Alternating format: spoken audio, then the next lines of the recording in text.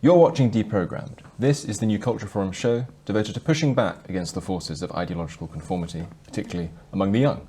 My name's Harrison Pitt, I'm a senior editor at the European Conservative, and I'm thrilled to be joined today, as ever, by Evan Riggs, who is a freelance journalist, and our special guest this week, Ed West, the writer, author, and the man behind The Wrong Side of History Substack. Now, Ed, thank you for coming on. It's a pleasure. I recall you once writing that if someone went into a coma in 2019 and woke up today, they'd find it difficult to believe that Conservatives had been governing the country in the intervening period.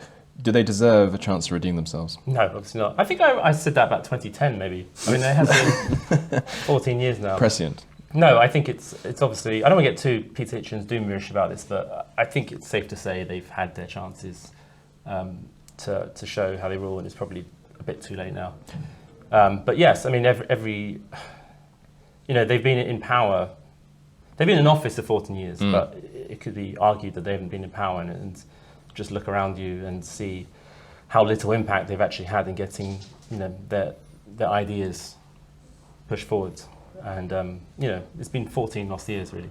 There are so many dimensions to the portrayal. What is the most salient aspect for you? I mean, the obvious one stands out as immigration, obviously. The Brexit referendum, whether it was right or wrong, and we can go on this forever, but immigration was a huge factor. If you look at those word clouds, why people voted, it was overwhelmingly the big deal. And I think for a lot of people, they saw it as really their only chance to vote against something which had been happening against their will and without any kind of democratic mandate. And lots of millions of people came out to sort of make that protest, and the government went and did the exact opposite. And I can understand why they did that. There are obviously lots of economic problems, lots of demographic problems to do with an aging society, and immigration presents a kind of quick fix. But I think in terms of doing what your voters want you to do, it's completely opposite. The other thing which was particularly infuriating about that period in history as well is that all of the people who ended up leading the Leave campaign were themselves sort of like piratical, like free marketeer, free trade, neoliberal types who saw Brexit as a way of correcting a constitutional what would be the word? Constitutional accident that had been in place since the European Communities Act in 1972. But it was all about taking back control. But there wasn't, in their minds at least, there was a difference between what they thought Brexit was and what the Brexit voters themselves thought it was. Do you think that the Tory base has caught up with the fact yet that people like Liz Truss, people like Jacob Rees-Mogg, even people like Boris Johnson, they may have been constitutionally pro-Brexit as a constitutional matter, but they didn't really want to do anything very conservative with those new powers?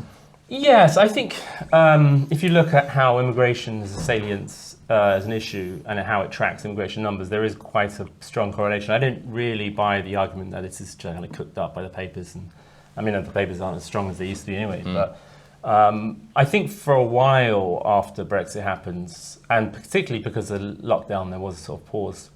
A lot of people weren't really aware that immigration was actually going the other way. And once it happened, once people became aware of that, there was a sort of huge sense of disappointment, and then that's when I think there are lots of things that caused their polling to go down. The kind of sort of drama and saga around the drama in Westminster thing. I mean, I think this past these things are loads of BS, but I can say BS, really. Yeah, of course you get well. Yeah, but I think immigration is overwhelmingly the big one.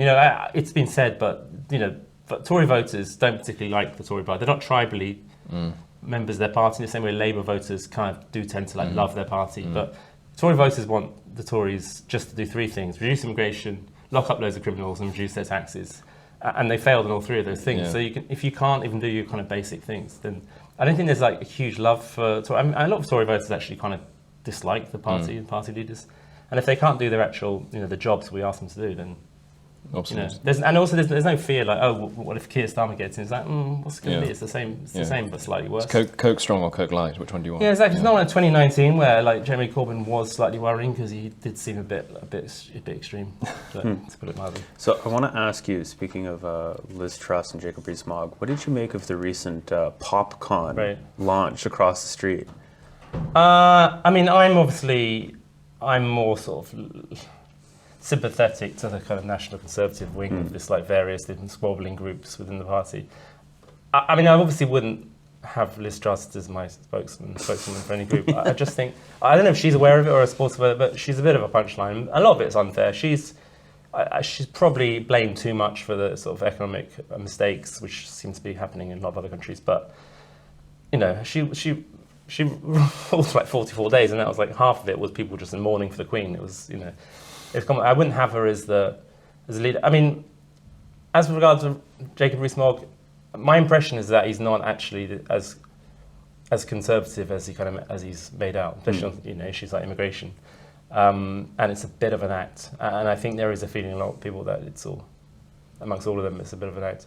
I mean, the problem with the Tory party now is that, you know, there's been this realignment in politics, and the old alliance that held the party together doesn't exist anymore. It's not electorally, doesn't have enough to win elections anymore, because that alliance between Liberals and Conservatives, which was fine because, you know, you can balance each other out. The groups are now so ideologically divided on many things. I mean, I'm not like against what Liz Truss stands for. I mean, I'm not particularly anti-free market. I don't think that's particularly the problem. There are some areas where it's gone wrong, but you know, I do think she is a kind of ideological liberal, which once upon a time might have fitted into the party, but now it sits very uneasy with the other wings of the party. I forget who it was. It was some MP who described himself a few months back as a member of the Tory party and said, "I'm really like a free market liberal." And that does seem to be actually, to me, like the core of the Tories. I mean, that was fine once, because there is that place within the party. But free market liberalism now comes with so many, you know, liberalism has become like in nature, you know, it's like runaway liberalism. It's become so extreme in some of its views. I mean, I say liberalism, it's not really liberal because it's actually quite authoritarian in some ways. But I would say, you know, the sort of centre-left, the views within that thing, especially on stuff like immigration, they're just not really compatible with the conservative movement, with conservatism an idea, or even like a winning coalition of conservatives. Why do you think the Tory party can't seem to get it through their head that in this case it's actually not the economy, stupid, that will get them the votes? Like, I mean, I would think that at least like their self-interest, they would have some members who are cunning enough to basically say some things that maybe they don't even believe, which I know is like a radical idea for a politician, but to try to win, you know, I mean, the vote winning statement should be obvious because everybody outside of the party is repeating it over and over and over again. Right. I don't know. I think part of the problem is that we have a government which is sort of full of like columnists, right? People who like to sort of often do write in Telegraph, the Times sometimes, about what we need is, and it would just be easy if they just kind of did it and like not mention it. I mean, I think like Mayism was the worst combination, as that there were lots of sort of kind of nationalist vibes, sometimes quite unpleasant, like the go home vans. We don't need to be unpleasant to foreign nationals here. Just quietly make the law effective. Well, it means you get the worst of both worlds, right, because exactly. you're throwing red meat to the base. And you're firing them up. You're making them, and you're also annoying all of the right people. Yeah, which is good for them. Which is good. Individuals, politicians, but Certainly. It's just ineffective. Like, but it doesn't. It means you get all of the ire of James O'Brien without actually doing anything actual, which should upset James O'Brien. Yeah, exactly. You should just sort of do it and not make a big fuss of it. You know, in terms of like there's the boats issue. Now, obviously, I think eventually, if we have to, you know, leave convention, human rights, if that's the only thing that's going to stop us, because every European country seems to have this problem. But this is like an existential issue. If you cannot man the borders, if people are allowed to just walk in here, or actually, you know, swim over here, whatever, go by boats, then you don't have a country. That's the basic function of the state. You know, there's stuff like criminal justice as well. You know, I mean, this is not like the Bronx in the 70s. Crime is actually pretty stable partly because we have a surveillance state and we have a very old population. But for a country with a surveillance state, we have pretty high crime. There's lots of stuff. You know, criminals, you know, my thing on Twitter is I have this thread of regular incidents where people commit incredibly violent acts, repeatedly commit crime, often commit dozens of crimes before they go to jail. And this is something that the authorities could deal with, and it's not impossible. It's not like it's not even hard in the same way like climate change is a really hard issue to deal with. It's something that the basic state should be able to do. I mean, if they can figure it out in El Salvador, they should be able to figure it out here. Right. I mean, it seems I mean, the trade-off between human rights and security is obviously an issue that has grappled kind of democratic politicians since the beginning. But there are lots of ways where people communities could be made safer, and what I aspire to is a high trust society. Is a society where you can expect. But this comes into like function things. You should be able to expect the trains to work, because if you don't, everything around you is inconvenience. You should be able to expect to leave your bike, and not expect it to be stolen. There are sort of basic things which make society so much more smooth functioning. And I think, I just think for a mixture of ideological reasons, and some of it just seems to be like competency.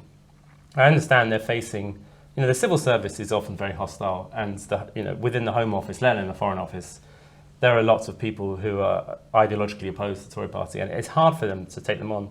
And it requires a lot of people, it requires a sort of level of disagreeability that I can myself do. I wouldn't want to be that person. But you do want someone who doesn't mind being hated a bit. Now, and Boris Johnson's main problem is that he was, like a lot of journalists, he liked being applauded. He wanted people to like him. Yeah. And that's why he was great at being mayor, which is kind of a ceremonial job.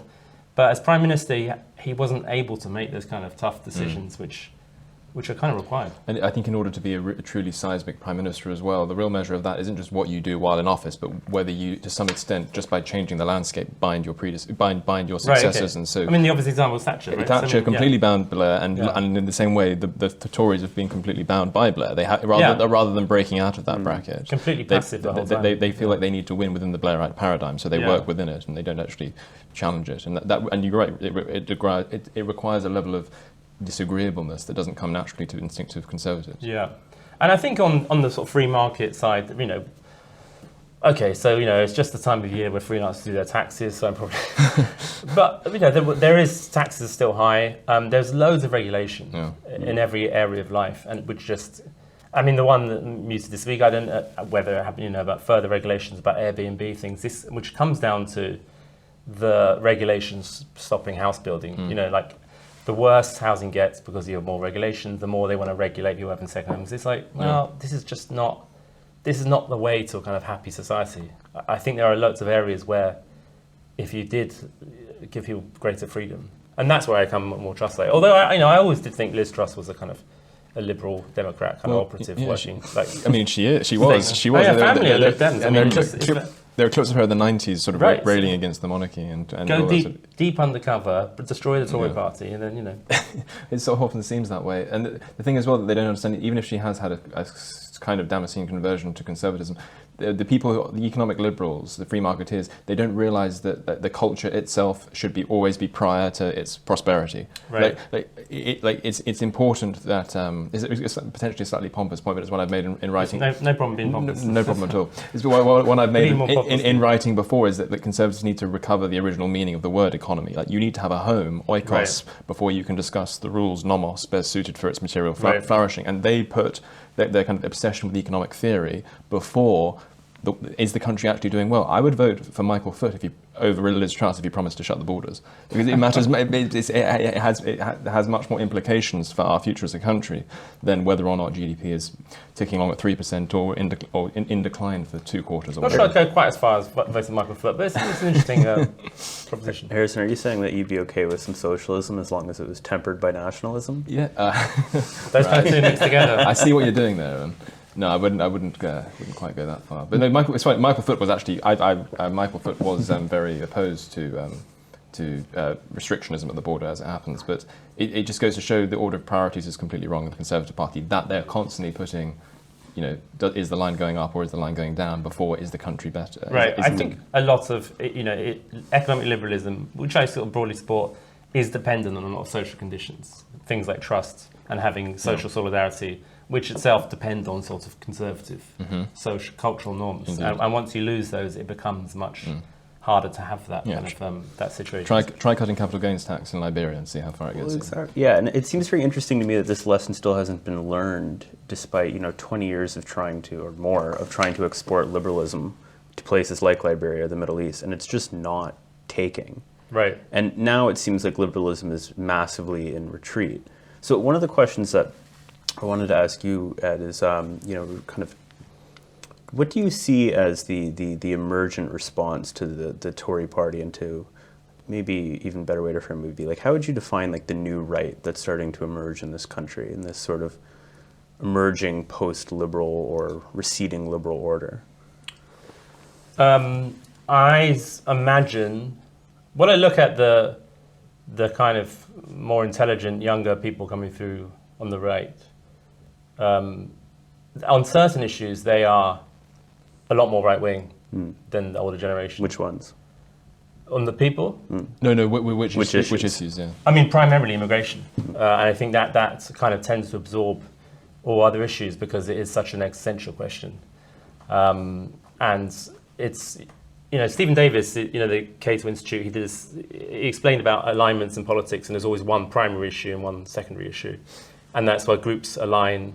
So from the Second World War onwards, it became about economics. And so there was a kind of economic rights, which was the Conservative Party. And that was able to win. And as that's shifted, because of cultural changes and because immigration, the national question becomes the issue, which is diversity, multiculturalism, immigration, and the response to Islam. And so the right, from now on, whether we like or not, is going to be that, while the left is going to be kind of globalism, whatever you call it. And they're, both of them are kind of uneven things. But amongst the younger generation, there's a strong sense of being dispossessed, of losing their posterity. And this is definitely, I would say this is amongst like the vanguard, like a small group of quite very well informed, bright people. For them, the housing issue, in particular, the fact that London is completely impossible to live in anymore. It's that Machiavelli statement about you forget about your father, but you won't forget your posterity. I'm completely mangling the phrase, but you know what I mean. Sounds better in Italian. Yeah, exactly. And this sense of their posterity is being robbed from them. So I think that is the kind of drift of the right in the future. It will be sort of more like European populism in that sense, I think. So two things on that, because you mentioned Machiavelli, and I agree that it's like a small vanguard of these people, but these are the highly motivated and highly intelligent folks who are determined to make a change, who are, let's say they're now roughly in their 20s. What force do you think that will have over British politics over the next 10 to 20 years? I know predictions are pretty tough, but if this is the vanguard, what direction do you think they'll push things in? And then do you think it will be like Geert Wilders, who I was just reading Slavoj Zizek's first Substack, where he talks. On Substack? Yeah, he just joined, and he talks about the future. He talks about Wilders, and he's like, Wilders is mixing like heavy immigration restrictionism with like an appeal to liberal values. So it's like we need to close the borders to preserve our rights. Exactly. Yeah. He wants a national animal NHS. A what? Like an NHS, but for animals. I mean, that would be amazing in Britain. It would like be an absolute vote winner. Appealing to teenage girls as well. Like your puppy will be looked after by NHS. I mean, we'll have to wait 9 months, but whatever. But do you think that this conservative vanguard will basically adopt this Wilders-esque approach, or do you think that there'll be like tradcasts or whatever? I don't think it won't be traditional religious conservatism, just because the religious. I think the kind of Reformation we've had, whatever, the religious change is so big and it's so permanent that kind of traditional like Christian values as a political movement is not coming back.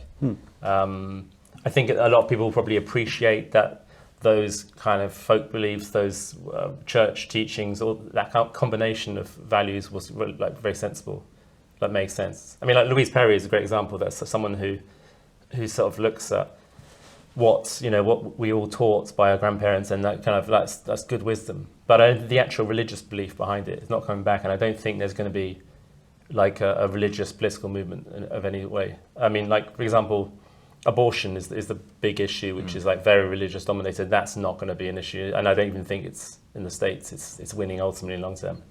It's like a vote loser.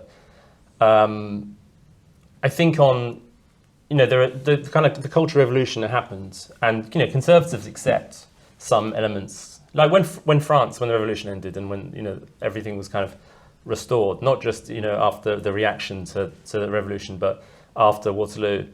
Obviously, there were lots of aspects of the changes that were permanent, and Conservatives are fine with that because they accept certain things good. So stuff like gay rights is obviously like the most like central issue of that. There's no religious reaction to that coming.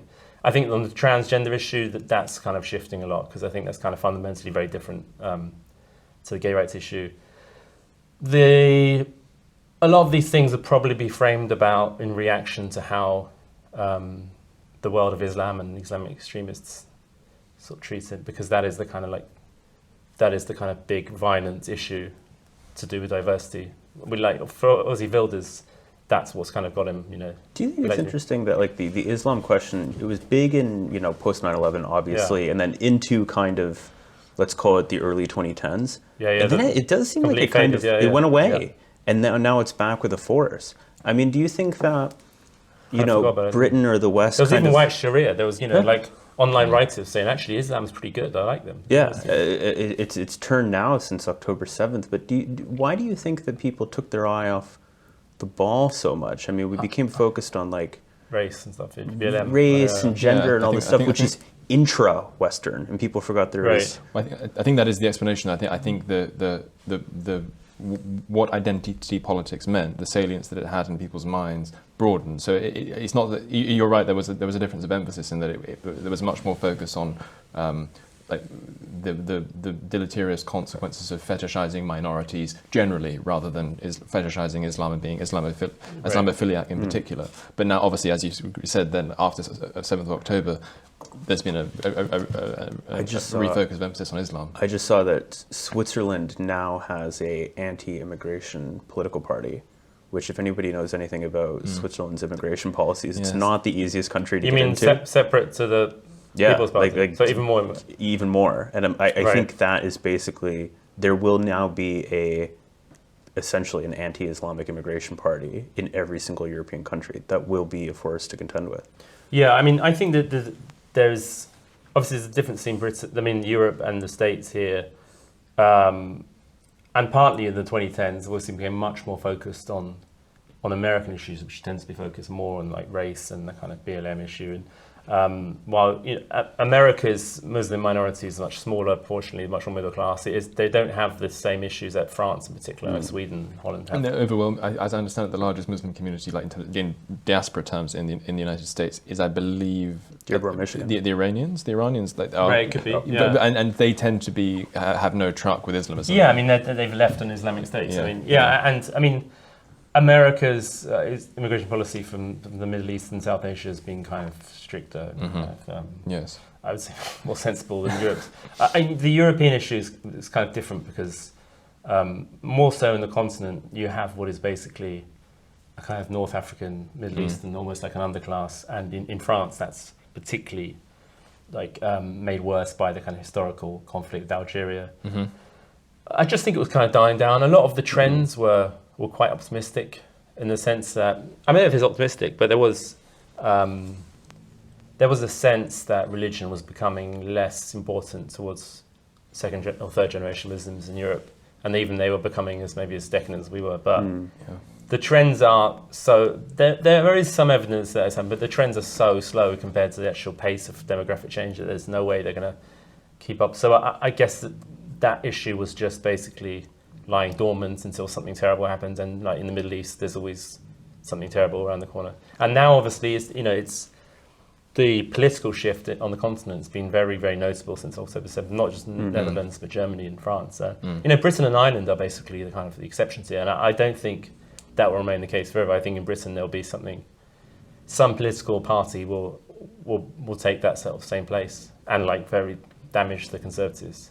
I do think in many ways it's not the worst thing in the world that the focus on identity politics isn't just so focused on Islam anymore, because it goes back to what you were saying about how, and this is something Kaufman's written about as well, particularly in White Shift. He talks about how lots of parties on the continent, particularly in the Netherlands, in Northern Europe and Western Europe, they felt themselves instinctively to be liberals. They didn't want it to kind of bring back the Holy Roman Empire or anything strange like that. They were in favour of gay marriage and all this sort of thing. So they felt as though Islam was a politically correct, strange as that that may sound, a politically correct target because you can couch your opposition to Muslim immigration in liberal terms. I don't think it's the worst thing in the world that we don't have to do that anymore, because I don't think it is just a values question. I think it's a question of identity as well as beliefs and attitudes which people have. You could be, for me, it wouldn't actually necessarily be a sign of encouragement if Muslim immigrants into Britain, say, are losing their faith from the third, fourth generation, because it doesn't necessarily mean that they're not going to feel a very strong, fervent attachment to that as a matter of identity, if not as a matter of confession. And that is going to cause conflict in politics. And we see this quite a lot, don't we? We see, sort of ethno-religious tension where the ideas themselves aren't really that I mean, Northern relevant. Ireland, there was very little actual religious belief there. I mean, they weren't fighting over transubstantiation, were they? So, I mean, Eric's book's really interesting about that because he looks at data of stuff, for example, where younger Muslims are actually disconnected from their family traditions and from the old country. They're actually more prone to fall into things like Islamic fundamentalism. Exactly. I mean, they were more likely to be involved in things like riots, and so you can lose touch with the old kind of culture, and actually that could be a bad thing for the country even because it leads to a crisis of identity. It must be incredibly difficult to be living in a country where you feel. I mean, this has been the story of like countless novels and films. It's it's they've been caught between different cultures. But I think I wrote this in my book on immigration years ago. It's like if you're a very intelligent, a thoughtful novelist, you can produce great works. But like most people aren't, and it just produces kind of like psychological crisis in which people, indeed, look for something bigger themselves. Yeah, not everyone's going to be Saul Bellow. Exactly. I mean, so like it would be a great, lovely world if we were, but it's kind of dangerous on a society-wide scale. And I think since October 7th, I mean, I've definitely noticed it in my own parts of London. There is definitely a kind of rising tension, especially amongst anything which is like Jewish in any way. There's definitely a feeling that this is really unusual. And it's doubly bad as well because so often these young people, these second or third generation immigrants, they will feel that incredibly strong emotional pull of their ancestral tribal identity, but they won't actually necessarily have ever lived there. So they won't quite understand why their grandparents or their parents or whoever it was left. Right. So they don't have that sort of, they don't have that kind of realism in their approach either. It's purely romantic. Yeah, and that can be... That's usually when you go and then rejoin ISIS and then 3 days later find out just how bad a mistake you've made. Quite, so this is awful. You've fantasized about it and then you show up in the desert and you're like... Oh. I mean, I think everyone's prone to that, isn't it? I mean, like, conservatives have their kind of wishful... About the past, yes. Yeah, about the past, and even with, looking to foreign countries, like the extreme case of Russia is kind of this traditionalist, this kind of fake traditional thing, and obviously, like, a fantasy is never going to be the same as the rest. I mean, the most likely is the society we live in is probably as best as it's going to get. I think it could be improved, but... That's actually a good point. What do you make of Tucker and Putin and Russia? It's so weird to me. I was talking with Melissa Chen about this, which is like, it's so weird to me that like American conservatives especially are like fetishizing like Putin and Russia, even because like, oh, there's like chandeliers in the subway or whatever, but it's like, you can literally make this point about living in a safe city or like having a shopping cart that you can put a pound coin in and pull out about like Madrid or like Edinburgh. Like you don't need to go all the way to Moscow. Yeah, it's very strange. I'm actually writing about this right now. Hopefully it will be out this week. It's very unfortunate timing for that he happens to go there and then Putin decides to murder one of his opponents or whatever. Maybe he didn't murder him. I mean, I'm pretty sure he murdered him. I find that a very strange phenomenon. I mean, I think American conservatives maybe... it's a long way away, so they don't really understand what the fight is about, some of them. But even in the polling shows that Republicans are quite hostile to Russia as well. It is a kind of smallish media set who somehow think like Russia represents kind of like traditional Western values. I mean, if you look at data, it's just not true. It's really, it's got very high divorce rates, it's got very high abortion rates. It's not like this kind of traditional dream that people imagine. I mean, the closest thing to that is Poland, and even in Poland, the religion is in sharp retreat. So I mean, I think part of it is people become so kind of like, I guess, twisted by like dislike of the opponents. That just like, which I'm saying, because Tucker. I mean, during the summer of Floyd, Tucker was great. I mean, I have to say, I know a lot of people watching him because everyone else seems to be totally insane. So. Tucker's very interesting because he'll have like Vladimir Putin on, and also like a crackhead who says that he like blew Obama, and he really just runs like the full spectrum of like right-wing insanity. Yeah, I wonder just like how many like we ran out of people to interview. I don't know. I mean, that was a particularly strange one. Did you not find the Putin interview interesting? I have to admit, I haven't watched the whole thing yet Okay. because I had to fast forward. He goes through like, oh, and then Miroslav the brutal killed. But it's like, Jesus, Yeah, sort of like- 45 minutes in, you're still in 980. Yeah. Oh gosh. And I don't think it was. He didn't. I mean, didn't do a bad interview. I mean, I think. I found it very interesting. I mean, like he just said to them, like, how is that relevant to invading? Yeah, Like, I mean, it's a fair enough question. I don't think he should have done the interview from an ethics point of view. I'm not huge. Really? I just think so many people and so many Western journalists have requested interviews of Putin who have been much more hostile to him. And Tucker's stance on the Ukraine, he's probably the most high profile dove on this issue. But how valuable really is it to have someone who we know hates Putin? I mean, from my point of view, I feel as though it's fundamentally a question about how much do we know, how much knowledge do we have. We already know a great deal about Putin's sins. We know a great deal about what's going on in Ukraine, all the rest of it. But how useful would it actually have been in terms of informing people to have Tucker just sort of grandstand against him and talk about this episode? I find it interesting. No, I didn't mind the actual interview. Like what I seen in the interview, it seemed fine. It's just the fact of doing the interview will give, I imagine, Putin like quite a good propaganda coup at home because he can say, look, I'm being interviewed by this really, this big American journalist, and so I'm not this kind of freak outsider hated by the world, which we want the Russians to think he is. But I mean, I think I don't know what we do in Russia. So I mean, it's like an absolutely awful situation, and I don't know what the best thing is to do, whether to increase military help or try to get some peace. But I mean, both seem terrible outcomes. But I do find it. They are a fringe, but the right wingers who think Russia is some sort of like super base place, I just think it's just not backed up by anything. I don't think that at all. I think, particularly, and Ukraine is like by any objective metric, like whatever we say about corruption and all this sort of thing. There's lots of that. But Ukraine, there was a very good essay written by, I can't actually remember her name, but she wrote a good essay in our magazine, The European Conservative, talking about how on every single possible based metric you might want to wheel out, Ukraine is actually probably more based in terms of its values, in terms of abortion rates and all these sorts of things that conservatives care about than Russia is, religiosity, all that sort of thing. There is this weird kind of, there is this peculiar romanticization of Russia, which you do encounter on some corners of the right. Although, but I must say, I haven't particularly seen that in Tucker Carlson too much. Like his whole shtick is, well, I'm just here, asking questions. Do you see more romance in his approach to Russia? He went around. He was amazed by the shopping trolley, wasn't he? Yeah, like I thought the interview was fine, but I thought the videos that he made after that was were actually like, worse. Kind of. Yeah, that was probably a bad move. I agree, as you say, there subway. are places where you go. I mean, even compared to London, like London's obviously a lot safer than any big American city, but if you go to places, I mean, this is probably me, but you can go to Poland or Hungary, for example, and the centre of both, like Budapest and Warsaw, are obviously much safer than London and Paris. And then if you look at the data on crime, they are much safer. And then if you can go to like Tokyo is obviously a different culture. Like it's so safe. It can be done, and like we have sort of homeless encampments around the corner from where we are here. If you go outside the Home Office, you see people shooting up, and I've seen that twice. Like people are taking half drugs outside the Home Office. Like there is something very dysfunctional about a lot of Western society which could kind of easily be fixed. I don't think like Russia is the answer, but you can, going abroad, you do think like a lot of these things. And another one for right wingers would be Singapore, for example. There's a lot about Singapore which we wouldn't stomach. I mean, like, I wouldn't speak for yourself. Right. Okay, I mean, I wouldn't want a death penalty for drug dealers, for example. But